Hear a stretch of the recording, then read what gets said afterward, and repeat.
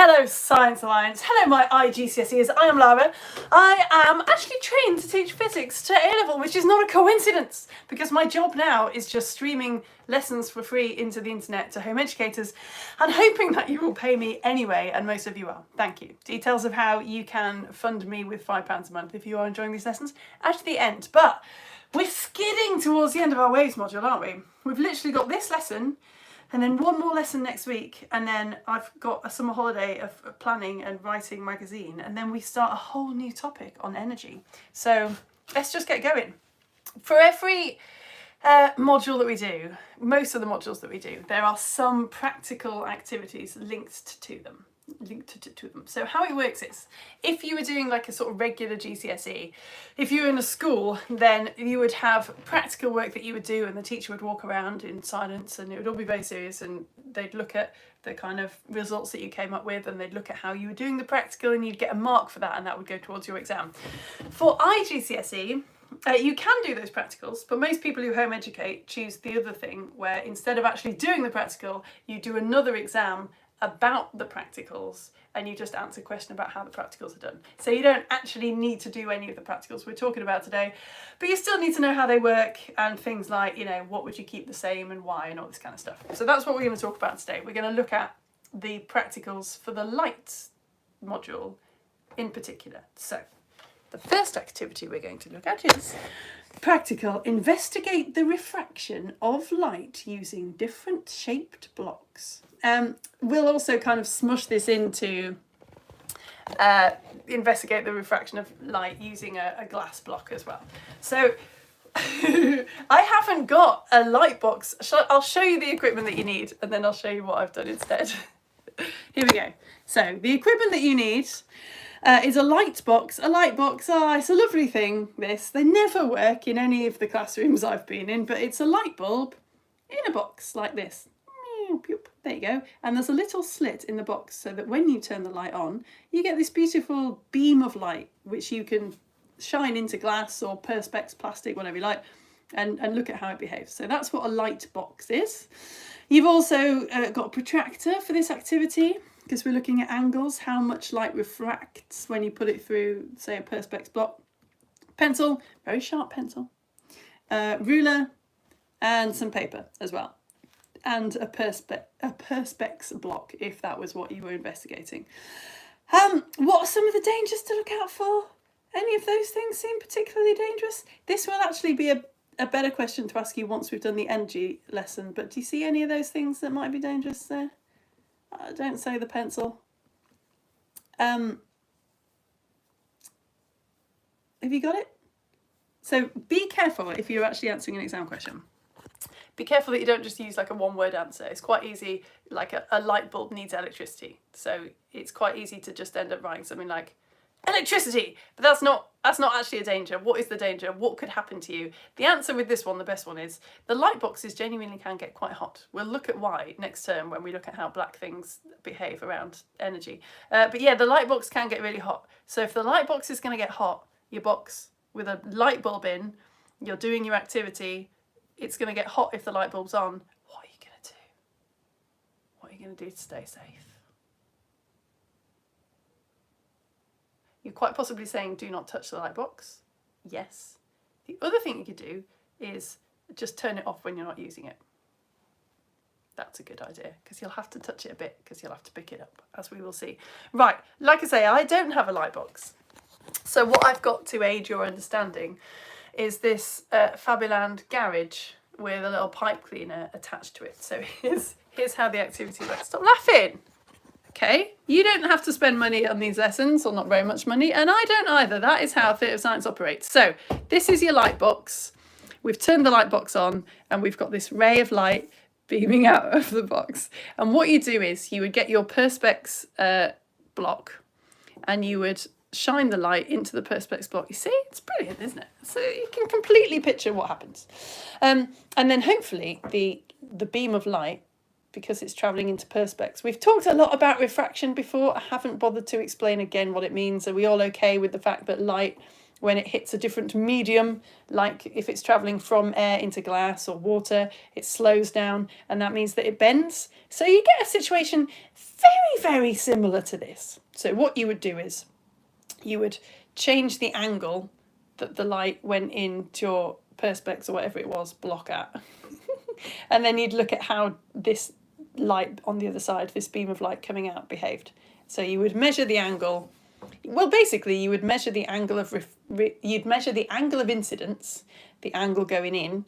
You'd measure the angle of refraction, the angle coming out. Well, we'll talk about that in a sec. And then you'd get a result. How are you going to measure? Well, what you need to do to be able to get the angle is you need to be able to draw a line along that ray of light so that you can take all the equipment away and actually measure the angle. Do you see what I mean? So you've got your light box turned on, you've got a ray of light shining into some perspex, the ray of light is being refracted, it's changing direction. Brilliant. Now what you need to do is measure that angle. How on earth are you going to do that? You can't get a protractor while the light's on, because you're going to be causing a shadow and blocking out the light, and also like it's not going to be very accurate to measure it, is it, if you're actually measuring it while the glass block is there. What you need to do is draw around the glass block, get rid of it, and somehow how are you going to draw the straight line? It's really difficult to get a ruler in there. I will show you the solution to that. Maybe you can think of one. Here we go. Let's go a bit further. We've done some dangers to look out for. I showed you the activity. Okay, so here's what you would do. You get a big piece of paper. You would put a perspex block on it and you draw around it with a pencil. And then you get rid of the glass block and the pencil. There you go. So now you've just got a shape of a block on your page. And then you would get a protractor. Oh, can you remember what the angle of incidence is?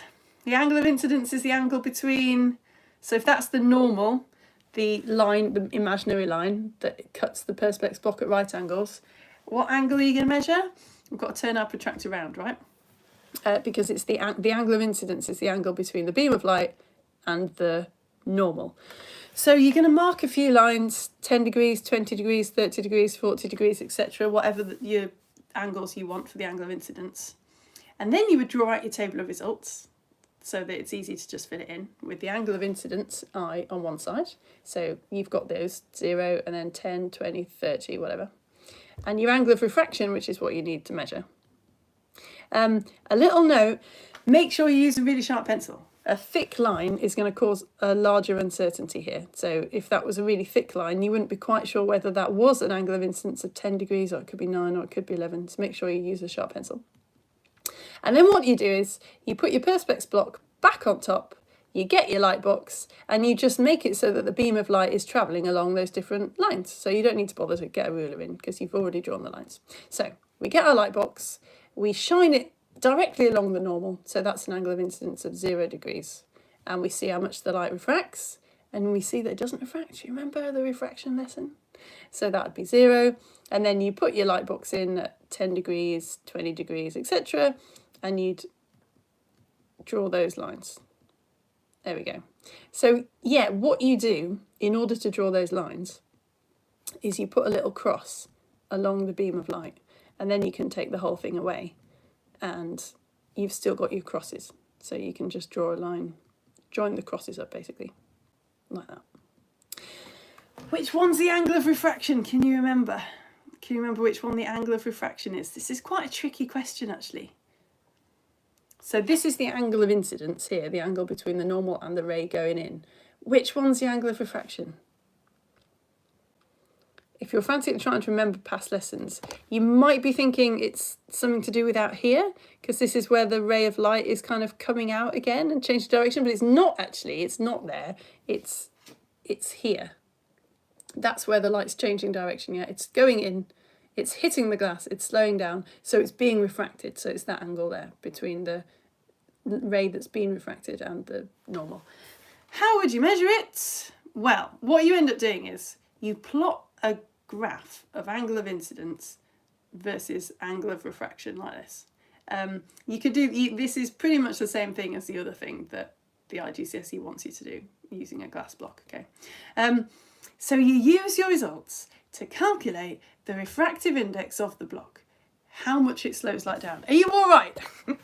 I feel like this is going over a lot of stuff that we've done before, and I'm not doing what I usually do, which is reminding you of all the different things that I'm talking about. I will remind you of what refractive index is. So do you remember that how much like a medium slows light down is called its refractive index? So light travelling through air goes at a certain speed. When it hits like water or glass or, I don't know, a vacuum, it slows down or speeds up by a certain amount, and how much the speed of the light is affected is called the thing's refractive index. So I'll show you the little PowerPoint slide that we did before.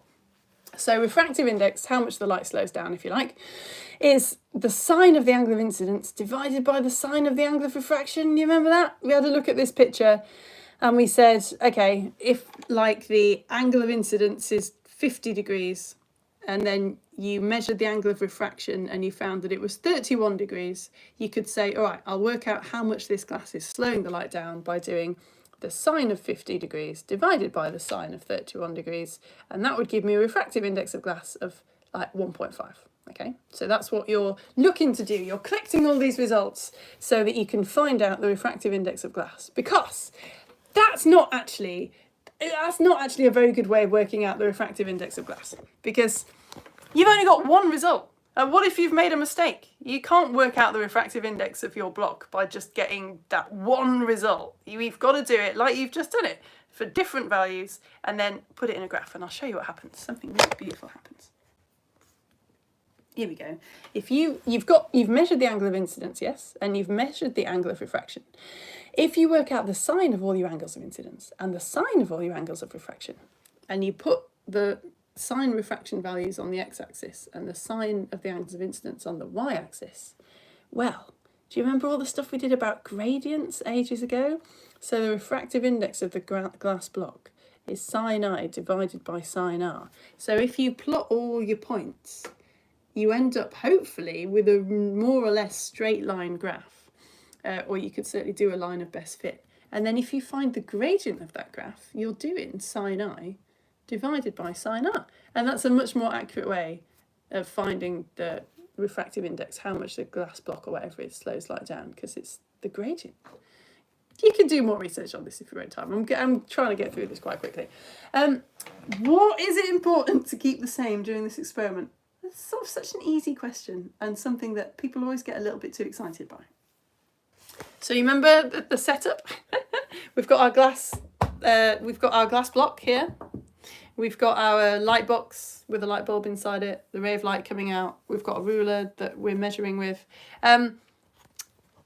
Whenever you ask this to like year 7s in the classroom, what about this experiment would you keep the same to like make it a fair test or give you the most accurate results? They always start shouting like the same light bulb, the same ruler, the same bit of paper, the same air in the classroom. And none of that is going to get you a mark at GCSE. You need to think about, what about this activity, if you changed it, would change your results, might give you results that aren't accurate. So what would you have to keep the same about this activity to give you a good, reliable set of results? It's quite tricky, this, actually. Quite a few people on Facebook were saying the angle, but obviously that's the thing that you're changing, isn't it? The whole point of this is that you change the angle of incidence and look at what that does to the angle of refraction. So you would expect both the angles actually to be changing, because that's what's happening. If your bulb breaks in your light box halfway through the activity, are you allowed to just change the light bulb? Or have you got to start all over again? You can change the light bulb, right? That's not going to make any difference. Someone yesterday said the size of the slit. I don't know. I said, oh yeah, that's a good one. But actually, the slit being wider might make the result less accurate, because you wouldn't be quite sure of the angle.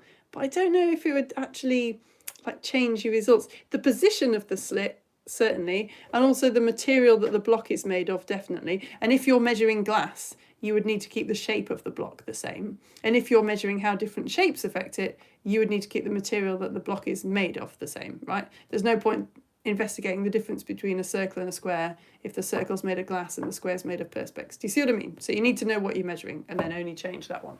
Okay? I'm going to ask you that question again so you've got time to get the hang of that.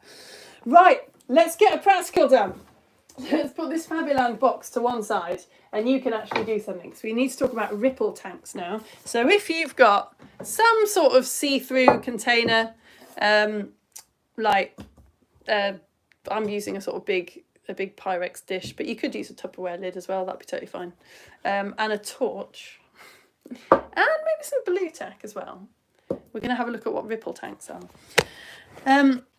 Here we go. So I don't think one of them, Cambridge or Edexcel, one of the people who might write an IGCSE physics paper for you, don't need you to learn about ripple tanks, and the other one does. I think Edexcel does and Cambridge doesn't, but obviously you would check the spec before you did the exam. Anyway, here's what a ripple tank is. It's a tank with some water in it that makes ripples. So you've got something called an oscillating paddle. Oscillating means sort of going from side to side or up and down, moving to and fro basically. So you've got a little motor here that goes round and round, attached to a paddle, and this is weighted so that it makes the paddle go up and down in the water, and those vibrations, right, those oscillations produce waves. So you've got this tank of water with waves in it. You've also got a sort of screen down below so that you can see the waves, because up here you've got a light bulb which shines the waves onto the screen, and you've got a power supply to make the motor go round and round. What are some dangers to look out for? Hopefully this one is more straightforward than the other one. What are some dangers to look out for, chums? What do we know about electricity? What have we learned about electricity? So water is an extremely good conductor of electricity, right? So you want to be careful of this power supply. Like, make sure that no water is going to splash onto the power supply. Make sure that you have dried your hands before you operate the power supply, that kind of thing. Right, let's just have a little play with our ripple tank, shall we? So you can use ripple tanks to demonstrate, and they're kind of a bit annoying that way, I suppose, because they're sort of a teaching tool. You can use them to demonstrate reflection, refraction, and diffraction.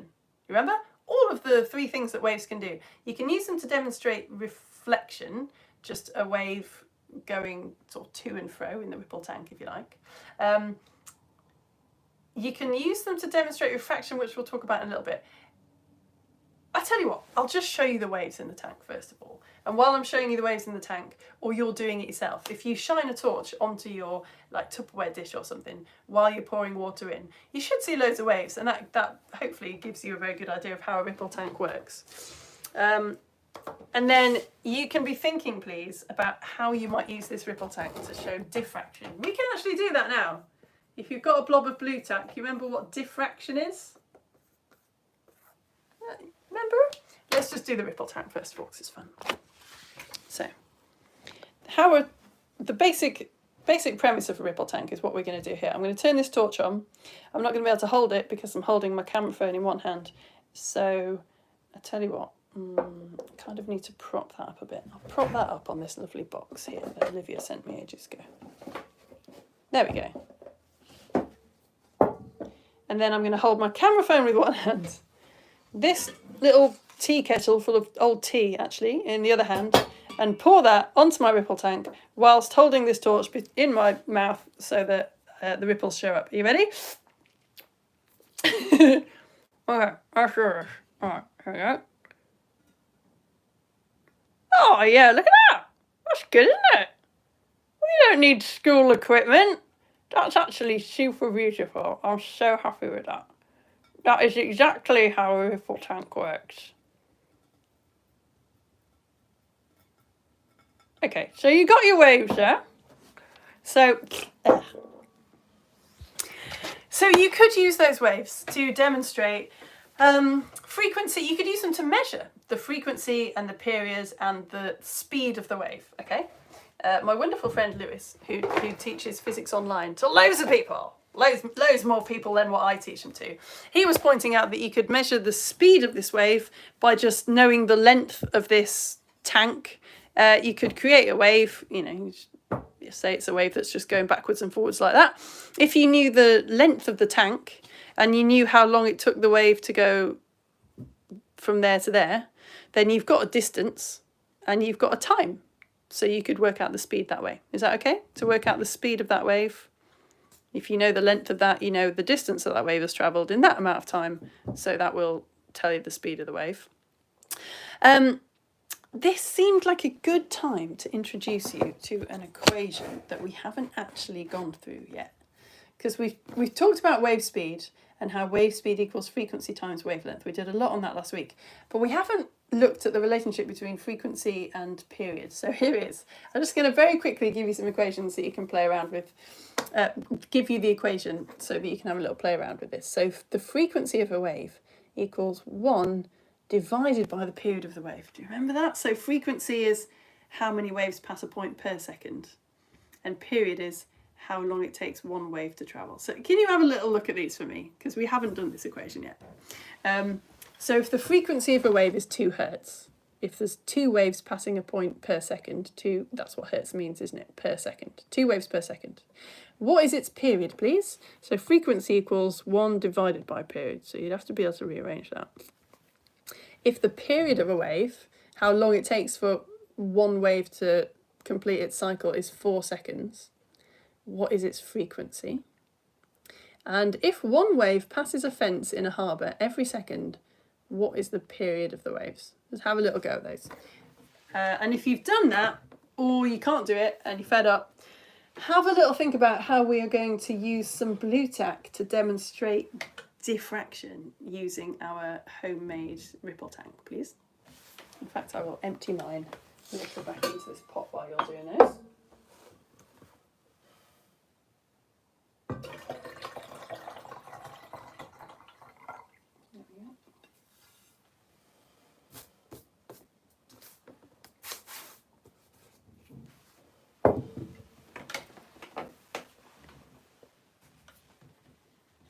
In fact, I'm gonna get prepared.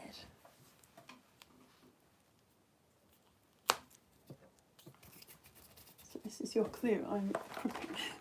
If you can hear that, that's the sound of me preparing to show you how you can model diffraction using a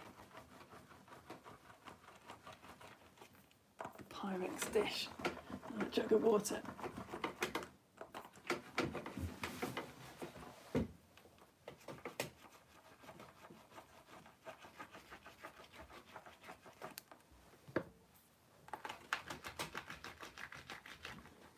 I'm also learning that blue tack cleans whiteboards really well.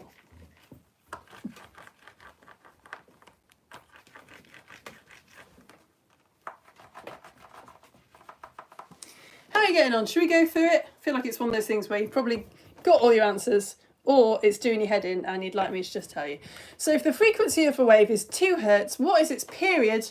So if you rearrange this equation, the period of a wave would be 1 divided by the frequency. So it's 1 divided by 2. That's all right, isn't it? Which is 0.5 seconds. Do the units of that work out? So period is measured in seconds. It's how long a wave takes to complete one cycle. 1 divided by the frequency is measured in per second. So you're kind of doing 1 divided by per second. So yes, that does work out. The period of a wave is 4 seconds. What is its frequency? Well, this is a quarter, isn't it? And what's the unit for that? It's, again, its frequency is per second, and the unit for period is seconds. So you're doing divided. So that's right, yeah, 0.25 hertz. And if one wave passes a fence in a harbour every second, what is the period of the waves? You had to recognise that if one wave is passing that point every second, then the frequency of that wave is 1 per second. Yeah, so the frequency is 1. So the frequency is 1, the period is 1 divided by 1, which is 1 hertz. 1 per, yeah, wait, the period of the waves, oh yeah, sorry, the frequency is 1 hertz, so the period is 1 divided by 1, which is 1, and that should be 1 second. Right, beautiful. Have you thought about how we use blue tack to measure diffraction? You remember what diffraction is? It's quite a good revision, isn't it? I've made these 2 little Play-Doh sausages. So we've talked quite a lot about how refraction is light slowing down or speeding up and changing direction. Diffraction, we did a whole lesson on it, but it was a while ago. Do you remember how diffraction is how waves, could be light or could be water waves or whatever, behaves when it fits through a gap? So the reason it's when light hits a gap and then spreads out. So you usually show it like that.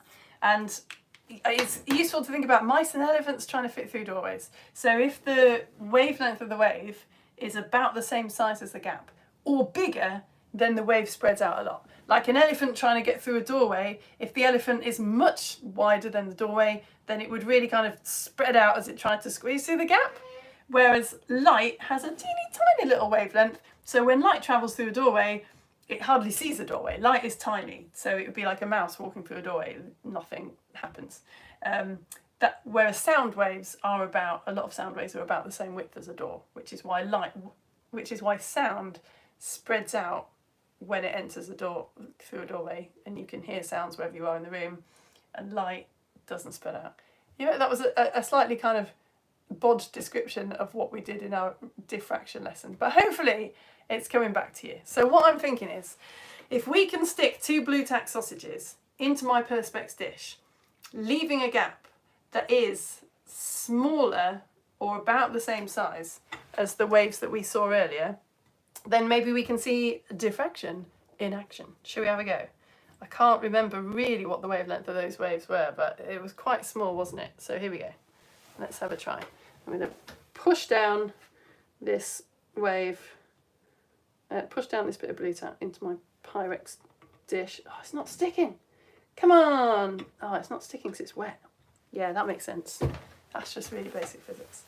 I'm just drying the Perspex dish with a bit of tissue. I'm a mum, so my pockets are perpetually stuffed full of tissues. It's weird, it's just a thing that happens when you become a parent. Just tissues appear. Here we go. So maybe that's better. Yeah, that's better.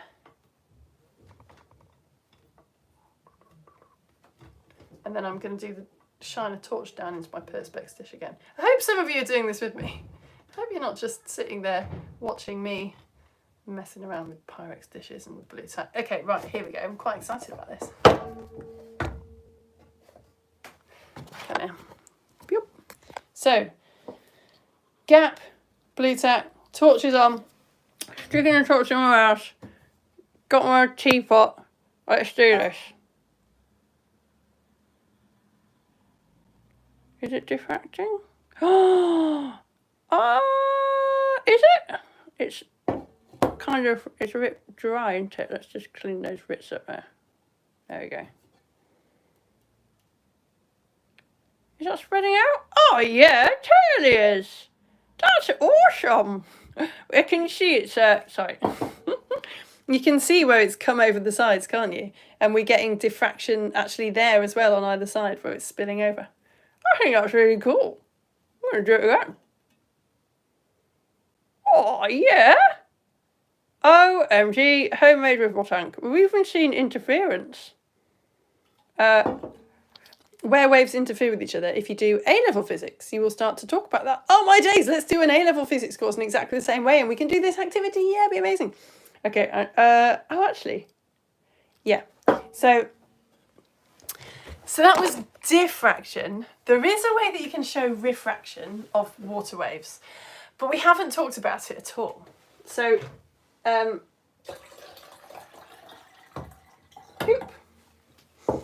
actually I did, I'm taking my blue tack off and I'm going to make my blue tack a different shape. Even I might have run out of tissues. Anyway, do you remember how last week we were talking about the speed and the frequency and the wavelength of a wave? And I was saying to you, I was hammering home the idea that you cannot change the speed of a wave unless you change the medium that it is travelling through. So waves travel at a different speed if they're travelling through like a vacuum where there's no particles, or air, or water, or glass. But if light is travelling through glass, I was like, there's nothing you can do to change the speed of that light unless you actually change the medium.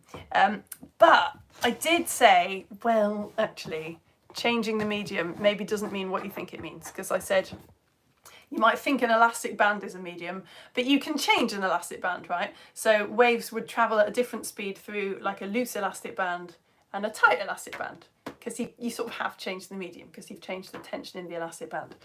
Light travels at a different speed through warm air and cold air because there's air, but you have changed the medium because you've changed how those air particles are operating. There is something you can do, and we didn't talk about this last week. there is something that I can do to my ripple tank. Me flattening out this blue tack is a clue.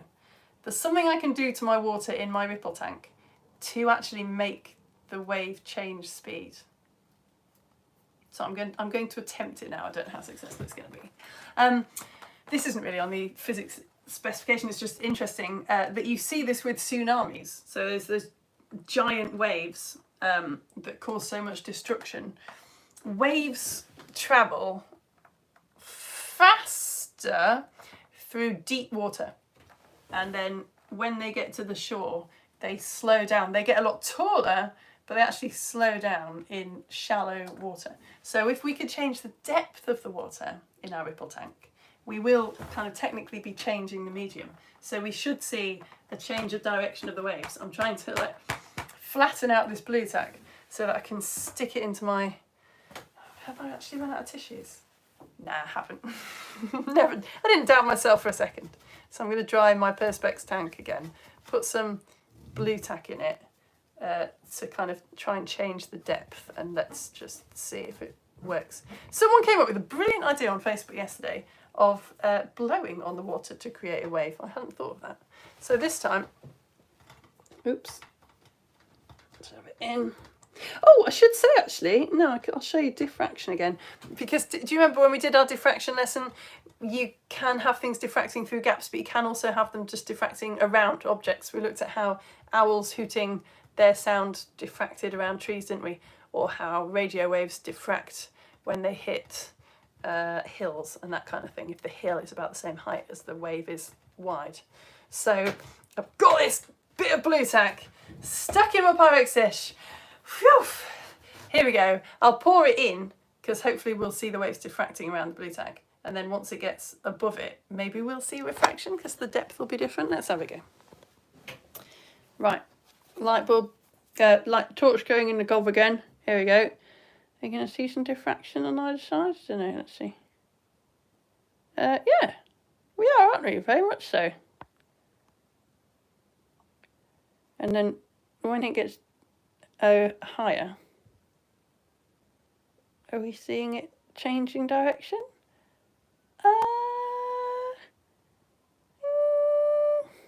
I mean, I want it to be, I reckon, yeah. But I would say that. Let's see if we just do that shaking wave, does that make a difference? I'm sure. Anyway, this feels like something you can do in your own time. Maybe. Right, let's move on. Phew, sorry, that was me kicking over a Faberland garage because we're nearly there. Right, oh yeah, so there is a bit in the specification about how you use ripple tanks to work out like the period of the wave, for example. So what you could do is, the best thing that I saw on the internet for how to do this is, if you want to know like the frequency of the wave, how many waves pass a point per second, what you could do is, I mean, you could just watch it and count, couldn't you? But that would be really difficult to do in real time. To watch a wave going by, you'd have to have like a mark on the side of the tank, watch the wave going past it, start a timer, and then when the next crest of the wave appeared, stop the timer, and that would give you the frequency of the wave, right? How many waves pass that point per second. If I blow on it, you get the idea. Actually, I'll dip my finger in because then I can still talk to you and I can make the wavelength longer as well. So you could technically start a timer if you had a really long wavelength and then stop it when the next wave came along. But that would be really difficult. Someone I saw on the internet, which was a brilliant idea, was filming the waves in slow motion, but also having a timer next to the waves, which was also getting timed in slow motion. So then you could watch the whole thing back and you could watch the timer ticking over in slow motion, and you really could count how many waves went past per second, which is, I thought, brilliant.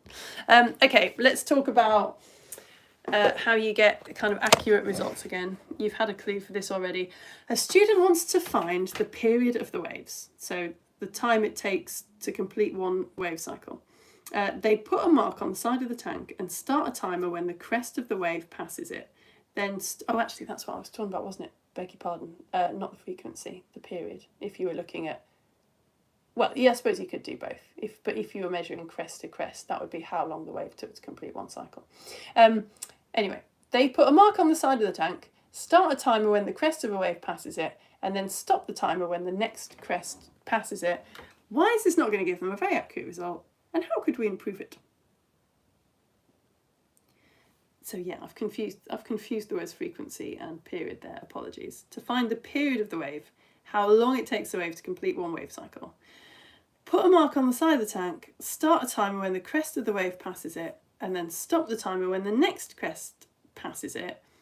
It's not going to give them a very accurate result. How could we improve it? Well, like I say, one of the things you could do is you could film a timer and then watch it all in slow motion. A little note on accuracy versus precision. It's so much easier to show you this than it is to explain it with words. So if you basically repeating the activity gives you a more accurate result. As you can kind of see here. So if you do the activity again and again and again, and you get results that are all completely different, that is not a very accurate result, and it's also not a very precise result. If you repeat your results, if you repeat the activity again and again and again, then what you should hopefully see is that your results are all quite similar, and finding the average will give you a much more accurate result than if you just did it once, because you could have got any one of these points then. So repeating the activity again and again and again gets rid of these kind of random errors, it irons them out. When something's precise, it means that all the results are very close together. So you can have quite precise result without being accurate. Like, for example, I don't know, if your ruler was wrong, if you had incorrect markings on your ruler, you might get results that were all very similar, so it would be very precise, but it wouldn't be very accurate because it wouldn't be anything like near the actual result. What would you keep the same when using a ripple tank to make sure your results were valid? What would you keep the same when using a ripple tank? Let's say you're measuring the period of the wave, like that student was doing. Let's say you've got a stopwatch, a timer going off, you've got a point marked on the tank, and you are filming in slow motion how long it takes a wave to pass that point. What would you keep the same? I better get rid of this, because that's a clue. What would you keep the same? If you were measuring the period of these waves, how long it took one wave to complete a cycle, how long it took for one crest, so you'd like start counting when one crest of the wave passed that point, and then when the next crest of the wave passed that point, that would be how many seconds it had taken that wave to complete one cycle, right? Say you're doing that, what do you need to keep the same?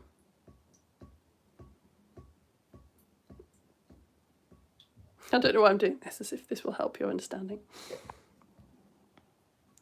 What would you need to keep the same? What would change your results? Well, very well done if you're saying like the temperature of the water. I don't know if it make a very significant difference, but yes. If you're saying the liquids, like obviously you couldn't just swap it out for oil halfway through. What I got was the depth of the water, the angle of the tank, so maybe don't move your tank around the room because you might find that it's on a slight angle or something, and the frequency as well. You would have to keep the frequency the same. All right, very last activity we're going to do then. I want you to do some sketching now just before we finish. There's an activity for measuring the speed of sound in air. How are you going to do it, please? If you've got the printout from my website, then you've got some little pictures here. How are you going to use a long tape measure, a stopwatch, some ear defenders, a field, a friend, 2 wooden blocks, and a pencil and a paper and a table of results to measure the speed of sound in air? How are you going to do it? I'm going to give you a couple of seconds to do some sketches and try and think about it. And I, in fact, will do a sketch on the board as well. So you can draw the field, right? If you're really stuck, you can draw a field. Think about the fact that you're looking for a speed. You need to measure a speed. So speed is distance divided by time, right? So if you're trying to measure a speed, you need a distance and you need a time that sound has taken to travel that distance.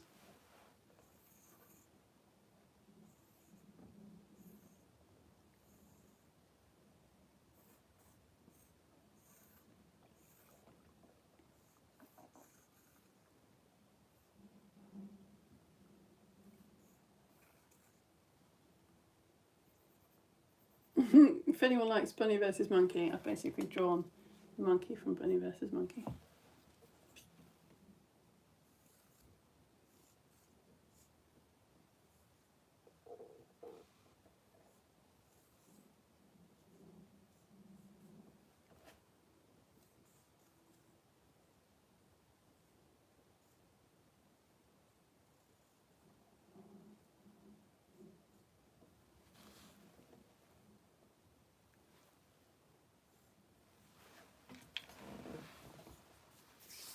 Right, have I got everything? Oh no, I haven't got the tape measure.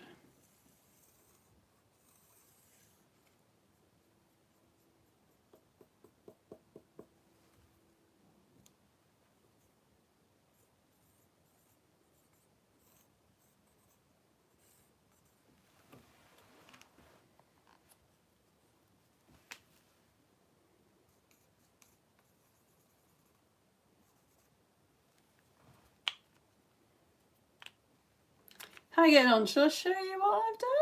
It was a bit mean this, wasn't it? But I didn't want to just tell you. How do you measure the speed of sound in air with these items?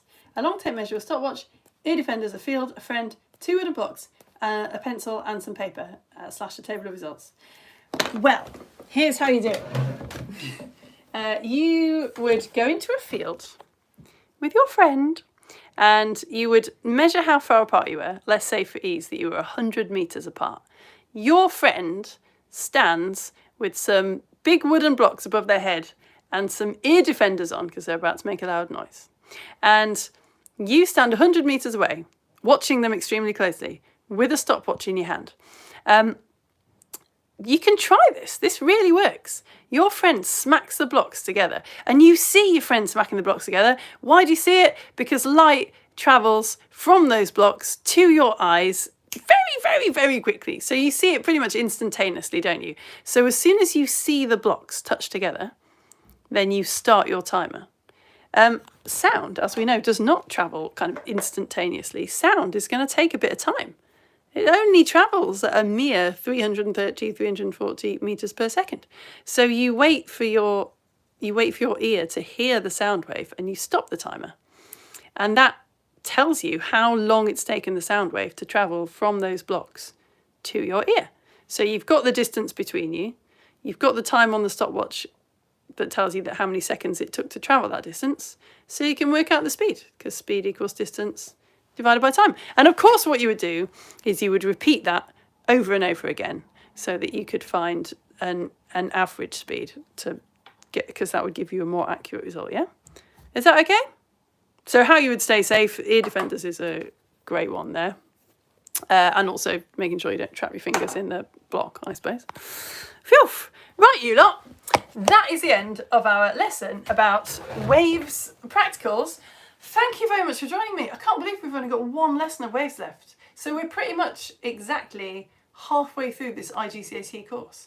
And then next year we'll do the other 4 modules, like astronomy and energy and all that.